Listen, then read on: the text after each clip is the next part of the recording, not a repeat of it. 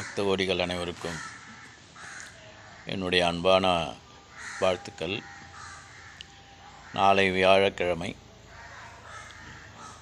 பஞ்சமி பூஜை நடைபெற இருக்கிறது. ஆனி மாதத்திலே தேய்பிறை பஞ்சமி, வியாழக்கிழமை குரு நாளிலே பஞ்சமி பூஜை வருகிறது.